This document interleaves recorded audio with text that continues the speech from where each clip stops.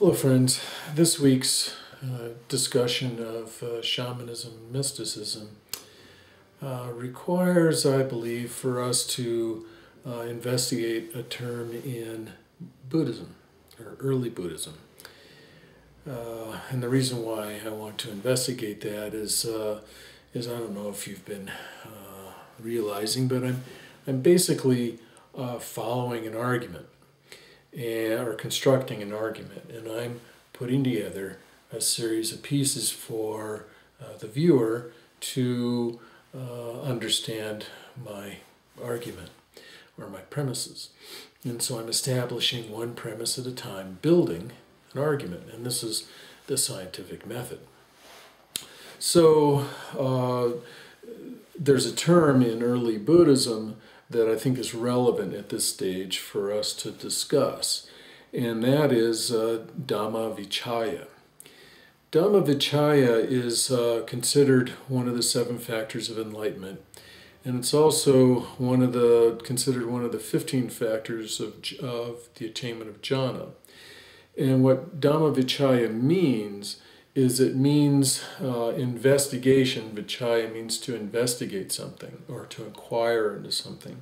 And Dhamma is that which is being investigated.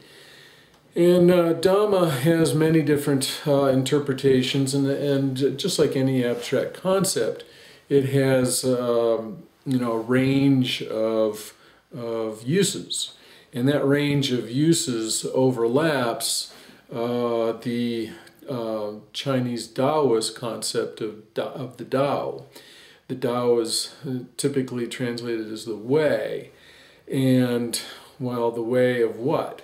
And it's the way, of course, of inquiry and spiritual evolution in Chinese context. And Dhamma is the term that's used. It's actually a Sanskrit term, and it's used both in Buddhism and Hinduism. And it represents the way of, and it also represents philosophy.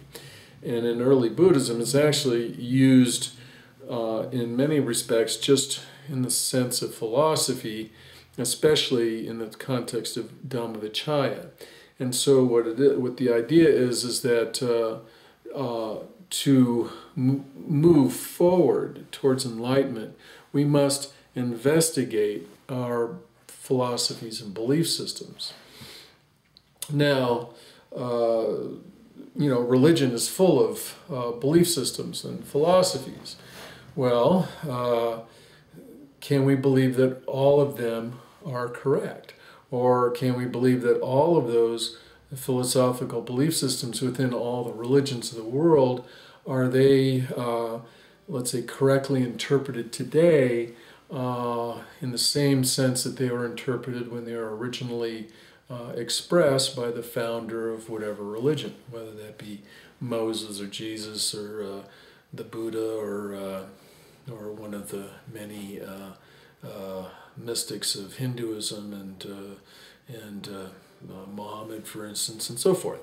So, the idea is that we need to investigate the philosophies and beliefs that we live by, and especially those philosophies and beliefs that we believe will further us toward enlightenment.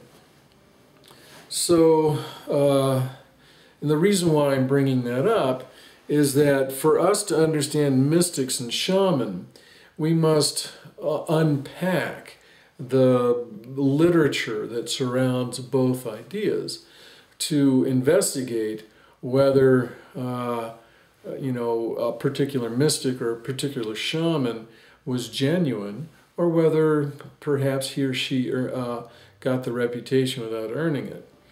And the same thing, we're going to have to also investigate the literature.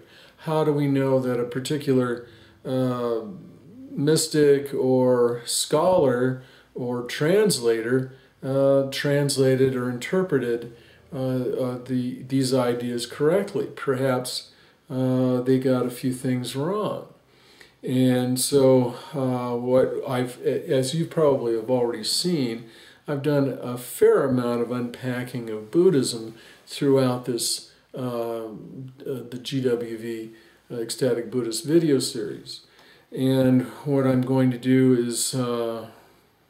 is unpack other religions, because we're looking at mystics in other religions. And to understand those mystics, we must also unpack the religion that mystic arose in. And the reason why we need to do that is to see whether that mystic was even understood by the people who recorded that mystic's life and experience. The other thing is to me the record of the mystics that's preserved by the religions is contaminated by the mainstream beliefs of the given religion that literature is in. So we're going to have to do a fair amount of unpacking, particularly of religion, and we're going to also do some unpacking of academia as well. How do we know that that some highly respected academic understood what he was talking about when he wrote his book, 100 years ago, and people are still quoting it? So that means that a lot of sacred cows are going to have to be slaughtered, and it means that some people may be offended by this investigation. And I can only say that if we're going to be rigorous in our study of mysticism and shamanism, then we're going to have to unpack it. We're going to have to unpack both. We're going to have to unpack every religion, and unfortunately, I'm sure we're going to offend some people.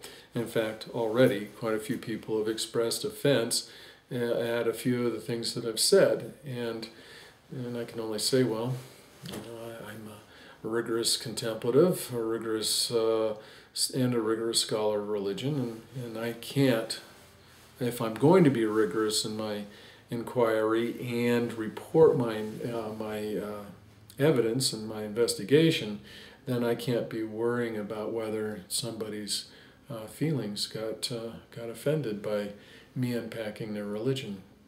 So thank you, friends. Have another great week. Do continue your rigorous contemplative life. And remember, a rigorous contemplative life is beginning and ending every day with the practice of meditation. And not only that, but a meditation that is only 5 minutes or 20 minutes long is not a rigorous meditation session. However, a meditation session that is, let's say upwards of an hour per session, and maybe 2 or 3 of those sessions a day, you stand a good chance of becoming a mystic. Thank you.